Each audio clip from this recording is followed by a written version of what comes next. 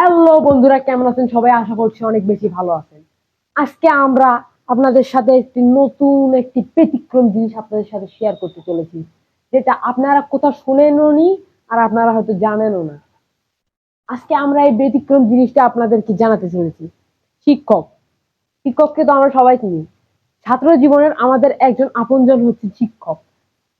ছাত্র জীবনে শিক্ষকের কাছ থেকেই তো আমরা শিখে এই পথে আসতে পেরেছি, তাই না? তো এই শিক্ষকের তো একটা পূর্ণরূপ আছেই, অবশ্যই আছে। তো সেই শিক্ষকের পূর্ণরূপটা আজকে আমরা জানবো। শিক্ষকের পূর্ণরূপটা জানার আগে আমি আপনাদেরকে বলে রাখি, আমাদের এই অর্গানাইজার্স ইংলিশ সেন্টারে বর্তমানে ভর্তি চলছে। তো এখন সময় কিন্তু খুবই কম। 10 তারিখের মধ্যে আসতেছে আমাদের বই, the heart of basic English. তো এই বইটি কিন্তু খুব তাড়াতাড়ি চলে আসতেছে। আপনারা চাইলে বইটিকে নিতে পারবেন অফিসিয়াল ভাবে, তাহলে আমাদের সাথে যোগাযোগ করতে হবে। আর আপনারা যদি আমাদের এই অর্গানাইজেশন ইংলিশ সেন্টারে ভর্তি হতে ইচ্ছুক হন, তাহলে আমাদের সাথে যোগাযোগ করে ভর্তি হতে পারবেন। Come to the point. টিচারের পুনরূপ কিন্তু আজকে আমরা দুই ভাবে জানবো, বাংলাতে, ইংরেজিতে। ইংলিশে টিচার, বাংলাতে যাকে বলা হয় শিক্ষক। টিচারে আছে TEACHER। তো এই প্রত্যেকটা ওয়ার্ডেরই কিন্তু পূর্ণরূপটা আছে। তো চলুন জেনে নিই। টিচারের টি এর পূর্ণরূপ হচ্ছে ট্রুথফুলনেস, মানে সততা।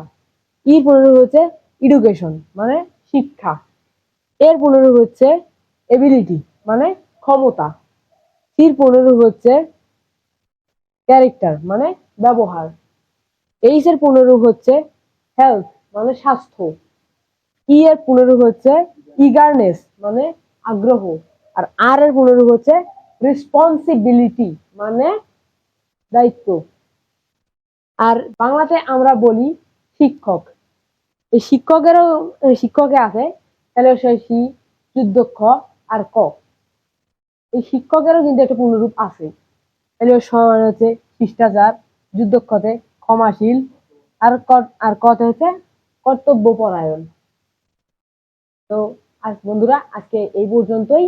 আর আপনাদেরকে প্রথমে যে কথাটা বললাম, সেটাকে আপনারা যদি আগ্রহ সহিত নেন, তাই কিন্তু আপনাদেরই অনেক উপকার।